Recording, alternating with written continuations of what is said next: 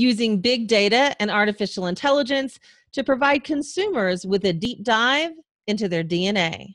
I'm Tonya Hall for ZDNet and Tech Republic, and joining me is Othman Laraki. He is the co-founder and CEO at Color. Welcome, Othman. Thanks for having me. So what does Color do, and what prompted you to start the company?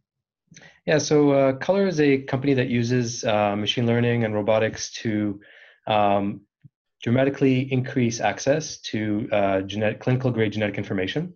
And so we got a lot of exposure about 3 years ago when we initially launched, when we took clinical-grade genetic testing for cancer risks, so for things like genes that increase risk for breast and ovarian cancer and other genes, and other cancers that normally cost thousands of dollars, and put them on the market at a price of $250, so almost an order of magnitude less expensive, but also included that in a product that took a lot of the experience online, so dramatically increased the convenience around which people could get access to high-quality genetic information.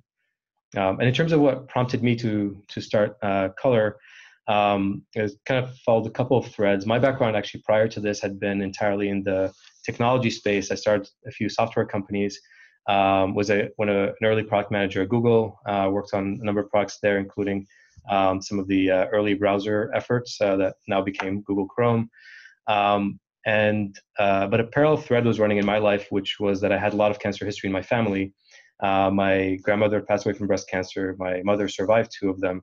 At her second diagnosis, she got tested and discovered that she's a carrier of a mutation in a gene called BRCA2 that increases women's risk for breast and ovarian cancer. And I later found out that I'm actually a carrier of it as well.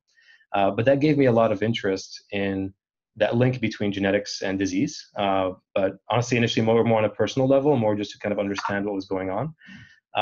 But over time, about 5.5 years ago, one of the things that my co-founders and I realized, or a thesis that we developed, was that as the cost of genomics and sequencing was dropping exponentially, the software that was around that technology had not yet been scaled up, and that we could potentially make a substantial contribution by pulling together a team that comprised really great people from the genetics side, but also great engineers, and build products that really help take clinical grade genetics, truly to the mass market. And that's effectively what we've been working on ever since. So what makes genetic testing challenging to offer to the masses? That's a great question. In some ways, there's 2 pieces to it. The first one is somewhat a technical one, in the sense that it's a very kind of data-intensive process where your genome is a huge amount of data. Our understanding of your genome, or of our genomes, is still at its infancy. So we understand a very tiny amount of our genome right now. And so that scientific kind of boundary is moving very quickly. So every year, every few months, you hear about these great, like, big advances. So it's still a very dynamic field. And so we're in a very early phase of it.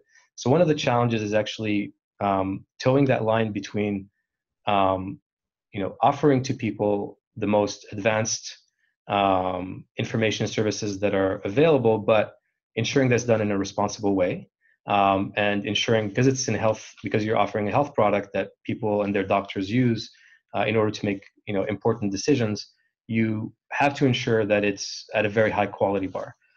So I think that's one interesting challenge, I think, in terms of making the most advanced information available, but also ensuring that it crosses a very high threshold of quality and certainty. That's one side to it. The other one I would call more of almost a logistics and delivery model challenge, because it was interesting when we initially launched Color 3 years ago. The thing that a lot of people paid attention to was our price point, because we dropped the cost by an order of magnitude, and that was a big deal. And everyone is assuming that was the most important thing, but actually what I think turned out to be the case is that the convenience of access and the simplicity of the experience ended up being at least as important. So, because, for example, when I went to get tested about 10 years ago, it literally took 5 different in-person doctor's appointments in order to get my genetic testing results. because I had to get referred to a genetic counselor. They had to check with my insurance. I had to get a blood draw, come back in person. And what we did is we took that entire experience and put it online in a more of a telemedicine approach. And that kind of software enabled model has dramatically increased access, at least as much, I think, as the cost side. So for example, we work with a large number of self-insured employers. So, large employers that offer color to their entire employee base. And one thing that's been fascinating is that color's been very well adopted with employers, for example, that have blue collar workforces that, normally would never have the time to, go in person 5 different times to get tested.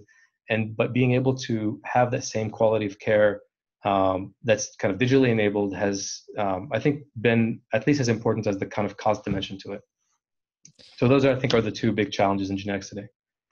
You mentioned artificial intelligence. How are you using technologies like this to lower the cost and raise the quality of the testing?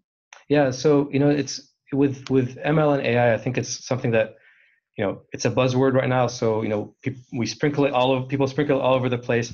And what we found, at least in our case, is that it's really in these kind of like very verticalized deep dive instances. So we, for example, we use machine learning in our laboratory, as well as how we interpret genetic information. I'll give you one very concrete example, which is when you sequence someone for a gene, say BRCA1, BRCA1, and there's actually a very large amount of diversity in the population. So you frequently find a novel variant that has never been seen before.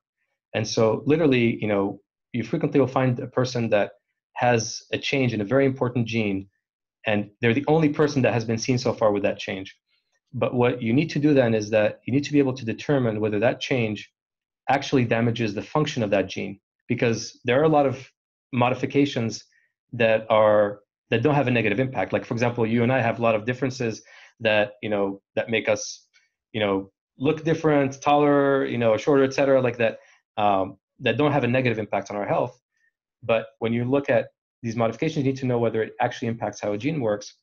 And there's a pretty kind of rigorous and detailed process in order to make that determination. And normally you need geneticists with PhDs to kind of go through manually and do a lot of manual work to make that determination. And what we've done is that we built a lot of tools to enable these geneticists to work with that data and go through the decision trees. But at the same time, as they're working, we generate, through their work, we generated a data set to understand how they were making those decisions. And we use that to train a machine learning model that is able to replicate this process that normally is very human powered. And right now we use it for quality control.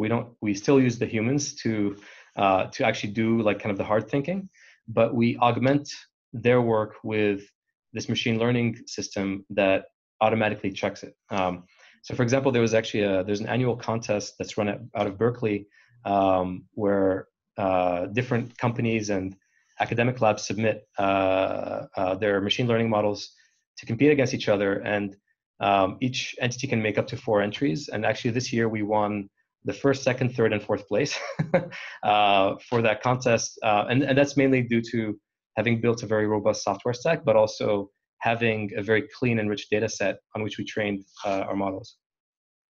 You talked about analyzing the data, and I'm sure that you have a pretty big data set. How are you using this data to help society in general? And on the flip side of that, what are some potential security concerns or privacy concerns? Yeah, so I'll discuss those in 2 separate points. Like, one is the privacy side, and second is contributing data for social good. In fact, actually, the way we think about data and privacy literally breaks down into those 2. We have 2 very simple principles around data. The first one is that our starting principle is that the data belongs to the individual. It's your genome and it's your data, and our job is to manage it for your own benefit and put you in control of your data. So we consider the individual to be the primary owner of that data. So that's kind of the first principle. And so we the way we think about data is that we try to put in features and kind of decision switches that put the person in control, so that, for example, if they want to share their results with their doctor, they can, but we don't do it, without their permission. Or if they want to share with their family members, they can, but it's always within their control. The second piece is around using the data for social good, and which is literally our second principle, which is that we believe that there's effectively a moral imperative that within the bounds of people's privacy, we contribute data to advance science. And so we actually are probably in the field like one of the companies that does the most work with academic researchers. For example, we recently opened up access to a very large data set where people opted in to enable their data to be used anonymously for research, but where scientists can connect cancer history with very specific mutations. And these are data sets that, could have potentially been licensed or, et cetera, but where we chose to make it an open resource for the advancement of science. And so we've been historically doing a lot of things like that, including contributing to open databases by the NIH, et cetera, that for us has been a very big part of kind of the company's culture, which is really to help kind of contribute to the advancement of science. Sounds like very CRISPR-like in some of the fact that you're actually looking at the DNA and how potentially it could be changed to make us healthier in the future. Is that correct? We don't look at changing the DNA, but rather understanding what's in your genome and giving you the ability to make choices based on that. So the way I think about it is like, our genome, each one of us is what it is. We're dealt a hand of cards over our lifetime, and really what we do is we enable people to see what their cards are so that they can play their hand better, so they can choose what to prioritize. So for example, for me, I have higher risk for certain types of cancers, so I make sure to invest my time in screening specifically around things that I'm at risk for. You might have someone else who might have a much higher risk for high cholesterol and heart disease, and that completely changes the how they probably should choose to invest their effort in terms of having a longer, healthier life. We talk a lot about automation and automation and big data in healthcare.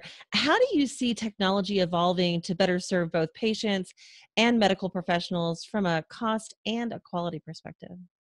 Yeah, I think what happens when you turn manual processes into software and kind of or automated processes, I think that has an incredibly democratizing effect, and generally also helps increase quality. It's almost like Rolls-Royce versus a Honda, right? A lot more people can buy Hondas, and they probably have much tighter quality control. And I think you find similar things with these types of processes where humans are very good at being creative, at thinking through kind of complex decision trees, etc. But in terms of just taking something that has been scoped and doing it at scale cost effectively, that's where automation really has a big impact. Like, for example, that's what we found in our lab. We took this lab process, very standardized, but very heavily invested in automating every single little piece to really collapse the cost there. Because what happens when you do the automation is that like two things happen. The first is, obviously you can do things faster and cheaper just because robots, they just need electricity and a bit of maintenance. But in addition, you also increase yield because the amount of variance that you have through the system narrows down a lot. And so, for example, the amount of reagents that we use in the lab, all the raw materials, we're able to waste much, much less because we, don't have to account for human variability. Like if you have a human pipetting a sample into a tube, no matter how good they are, the margin of error is an order of magnitude higher than what you get from a robot, right? And so that allows you to like kind of really tighten all of those error rates and waste much less through the entire process. Othman Laraki, co-founder and CEO at Color. Thank you so much for the work that you're doing. If somebody wants to connect with you, maybe they want to find out more about Color and the work and that you're proceeding with, how can they do that? Yeah, so they can come to color.com, which is our website. We are also quite active on Twitter, so twitter.com/color. Yeah, please follow us and feel free to get in touch. Sounds good. And if you guys want to find more of my interviews, you can do that right here on ZDNet or Tech Republic, or go to my website, tonyahall.net. Thanks for watching.